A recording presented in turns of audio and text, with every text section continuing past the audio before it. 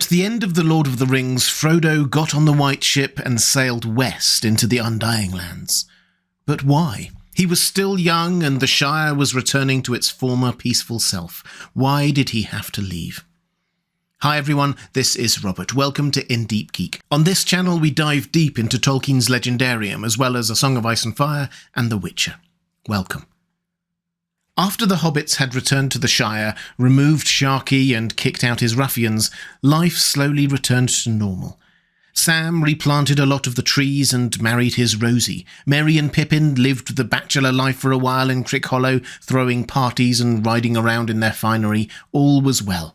However, Frodo lived a quiet life in Bag End, devoting himself to writing the story of their adventure in that red book. And after around 2 years, he left, joining Gandalf, Galadriel, Elrond and Bilbo on the White Ship. Why?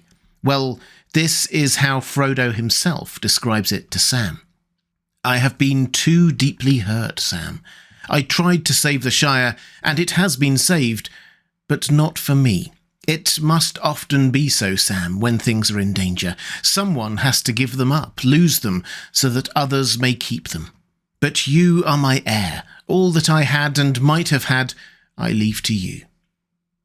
He goes on to say that Sam can't come with him because he shouldn't be torn in two. He now has a wife and small family, soon to be a much larger family, and his heart was still in the Shire. But Frodo, well, what does it mean that he has been too deeply hurt? Well, there are a couple of wounds in particular that seem to trouble him, that play up terribly on the anniversary of him having got them. For example, we read this when the hobbits are travelling back from Gondor.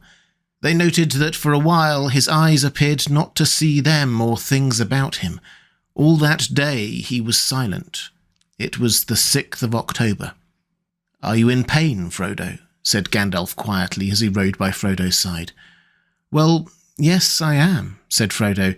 "It is my shoulder. The wound aches, and the memory of darkness is heavy on me. It was a year ago today." "Alas, there are some wounds that cannot be wholly cured," said Gandalf. "I fear it may be so with mine," said Frodo. "There is no real going back. Though I may come to the Shire, it will not seem the same, for I shall not be the same. I am wounded with knife, sting, and tooth, and a long burden. Where shall I find rest?"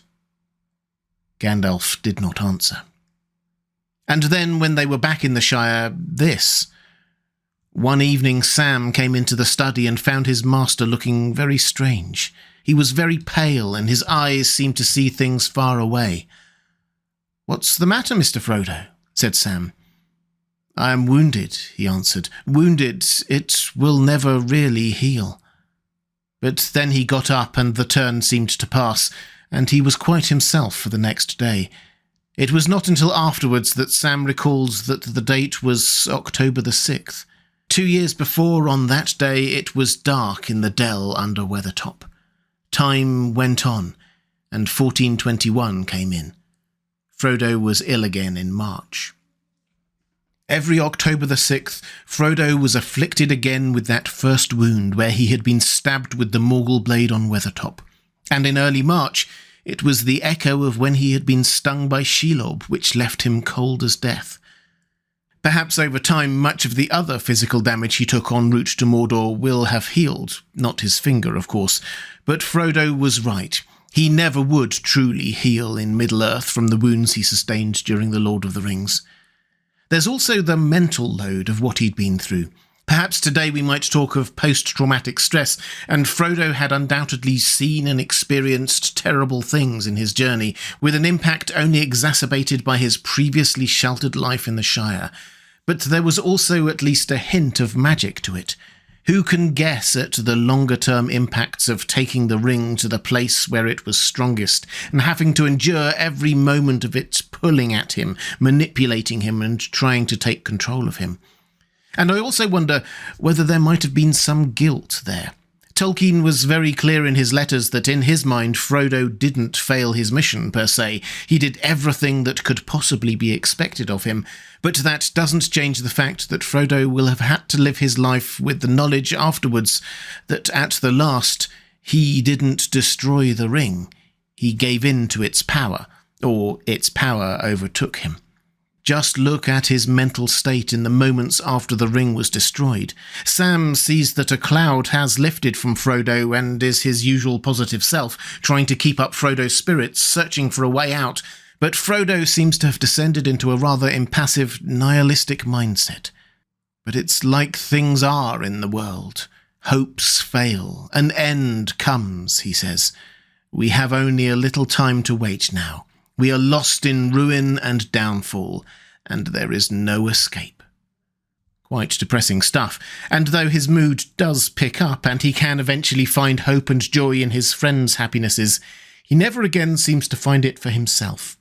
And as he said, he had saved the Shire, but not for himself. Finally, on their return home, Sam notices that Frodo cuts himself off from the doings of the Shire around him and was pained to notice how little honour he had in his own country. Merry and Pippin lapped up the glory, and even Sam was honoured, but not Frodo.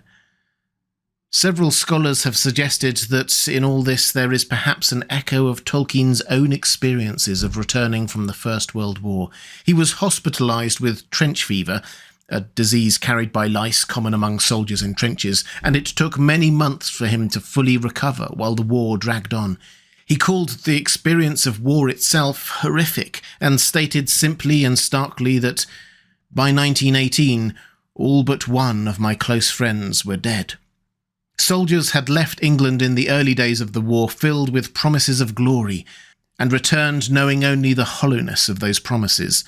Surely Frodo's assertion that though the Shire might be saved, it was not for him, will have felt profoundly personal to Tolkien too. We can sometimes underplay Frodo's heroism, focusing instead on Sam's more obvious depth of heart and courage, or Aragorn's leadership, but this is self-sacrifice. Frodo gave of himself for Sam and Rosie and Merry and Pippin and everyone else in the Shire and beyond. He did it at great cost to himself, and seems not to have begrudged them that for one instant. It must often be so, Sam, when things are in danger. Someone has to give them up, lose them, so that others may keep them. And it was only in the Undying Lands that he would find true healing and rest from his wounds. This wasn't a gift of eternal life or even ending his life and going to Hobbit heaven. This was rest and peace that he wouldn't ever be able to find in Middle-earth. A special dispensation was given to him to go there along with Bilbo and later Sam as ring-bearers. Sam couldn't go until he was no longer torn in two, so stayed in Middle-earth until his wife Rosie died and his children grown up. Then he took a ship to spend his last years once more with Frodo. Incidentally, George R.R. Martin references this exact point when talking about the feeling he wants to capture for the ending of A Song of Ice and Fire. Bittersweet, he calls it. The sweetness of knowing that the world has been saved, but the bitterness of knowing that not all can live to enjoy it. Perhaps Jon Snow will end that story, leaving the Seven Kingdoms and travelling north of the Wall for the same reasons Frodo left Middle-earth and sailed west. The world had been saved, but not for him. And there, just over the horizon, perhaps he would find peace and healing at long, long last. If you'd like to see more videos like this, digging deep into Tolkien's legendarium, there's a playlist appearing now on the left of your screen. Or to support this channel, thank you. There's a link to my Patreon page on the right of your screen. That's all for this time. Thanks for watching. I'll see you again soon.